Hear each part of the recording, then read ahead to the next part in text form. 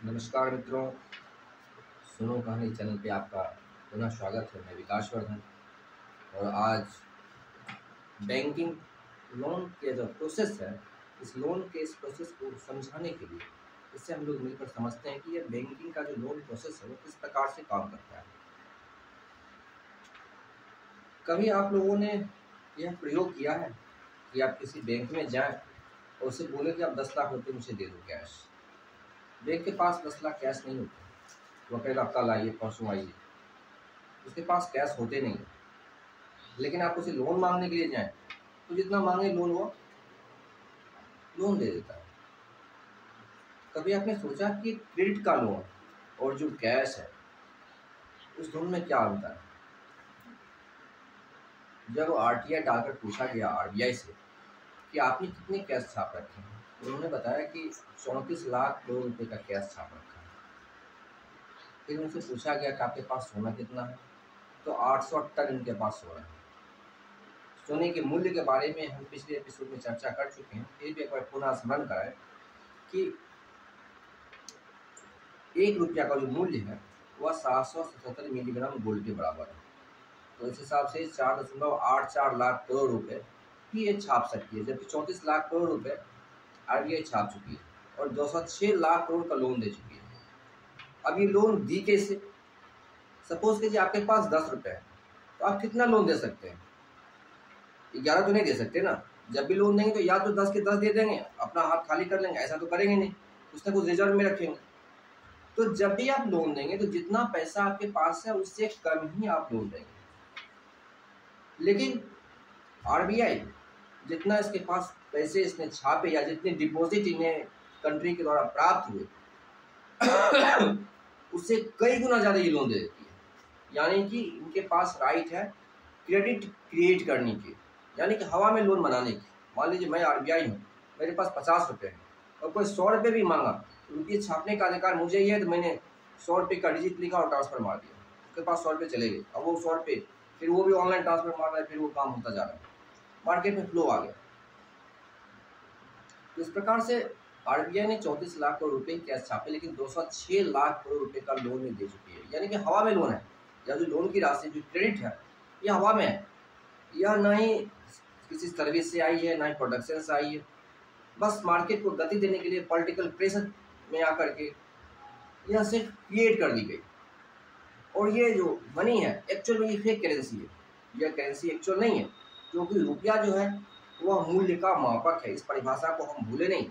जब हम कहते हैं रुपया मूल्य का मापक है, तो फिर यह जो क्रेडिट क्रिएट की गई यह किस मूल्य का मापक है? यह किसी मूल्य का मापक नहीं है, यह क्रेडिट है, यह फेक करेंसी है, कुछ भी नहीं है इसमें। यह आरबीआई की क्रेडिबिलिटी है कि यह फेक करेंसी भी चल रही है, लोग मान रहे हैं, लोग समझ नहीं पा रहे हैं कि यह किस प्रकार से चल रहा है।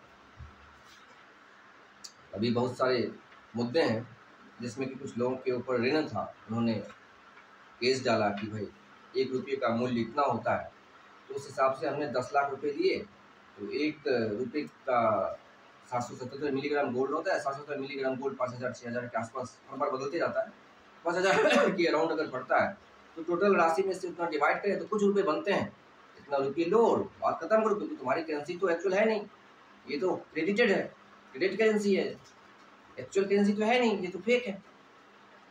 तो इसमें मामला कोर्ट में अटका हुआ है, ना ही बैंक जवाब देने के लिए आ रही है, ना आरबीआई जवाब दे रही है, और ना ही रिकवरी वाली कोई भी जवाब नहीं दे पा रहे कि आखिर की बात क्या है।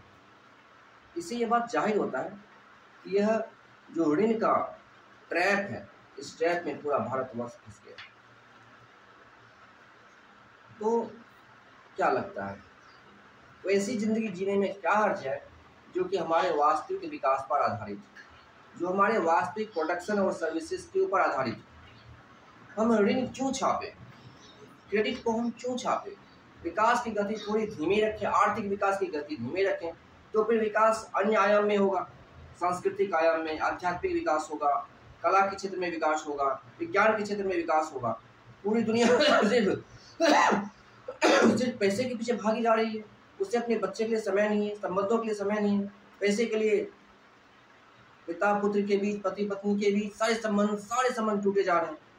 तो तो आर्थिक विकास के इतनी अधिक आर्थिक विकास को गति देने की क्या आवश्यकता है?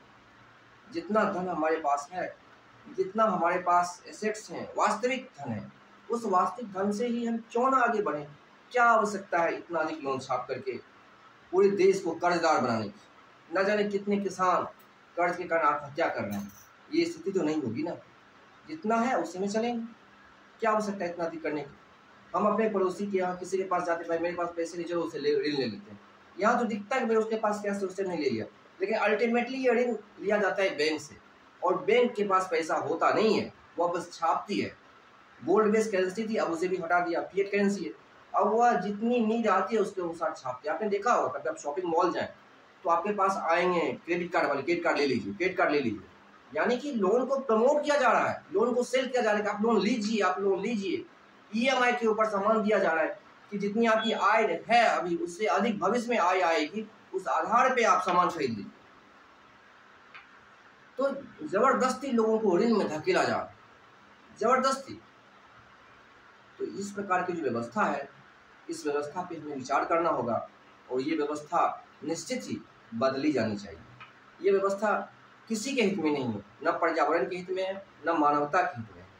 इतनी तेज अर्थव्यवस्था के कारण हमारे सारे जंगल कटे जा रहे हैं, पर्यावरण दूषित हो जा रहा है, अन्य जीव जंतु सब एक्सट्रैक्ट होते चले जा रहे हैं। तो इस प्रकार से जितने भी जीव हैं, कई सारी प्रजातियां एक्सटिंक्ट हो चुकी है, और बहुत सारी प्रजातियां जो आपको इतिहास में मिलेगी वो अभी है ही नहीं, मर चुकी है। पक्षियों की बहुत सारी प्रजातियां हैं जो कि है ही नहीं, खत्म हो गई। बहुत सारी दुर्लभ प्रजातियां हैं, आपको सुनने को मिलेगा, लेकिन वो अवेलेबल नहीं है, क्योंकि मानव जाति इतनी अधिक तेज से आर्थिक विकास कर रही है, उस कारण से बचा ही नहीं, उनके रहने के लिए घर ही नहीं बचे। तो इतना भी तेज विकास आवश्यक नहीं, इतना तेज विकास भी आवश्यक नहीं। विकास की रफ्तार कितनी होनी चाहिए, आर्थिक विकास की रफ्तार कितनी होनी चाहिए, यह एक विचारणीय प्रश्न है। आर्थिक विकास मानवता के लिए हो, न कि मानवता आर्थिक विकास के लिए।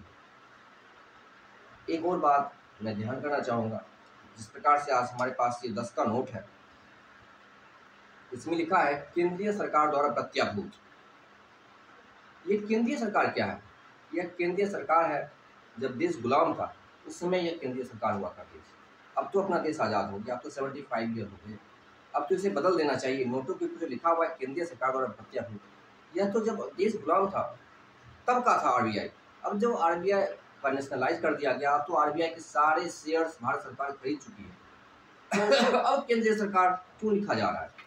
जिस प्रकार से बहुत सारे चीज़ अंग्रेजों के समय के नाम बदले जा रहे हैं, उसी प्रकार से इसे भी बदला जाना चाहिए। आप देखेंगे आपके पास नोट में भारत सरकार लिखा नहीं होता है, एक के नोट पे लिखा होता है भारत सरकार।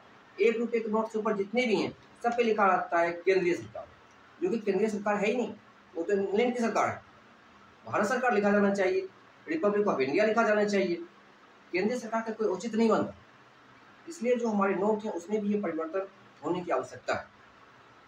आशा करता हूँ मित्रों, जो जानकारी मैंने आपको दी है उसे आप अच्छे से रिसर्च करें।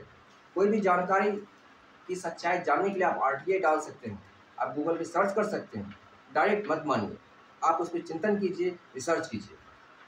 आशा करता हूँ मित्रों आपको जानकारी पसंद आई होगी, रोचक लगी होगी। अपने मित्रों के साथ शेयर कीजिए और बने रहिए हमारे इस चैनल के साथ। हम पुनः आएंगे अगली वीडियो लेकर। बहुत बहुत धन्यवाद।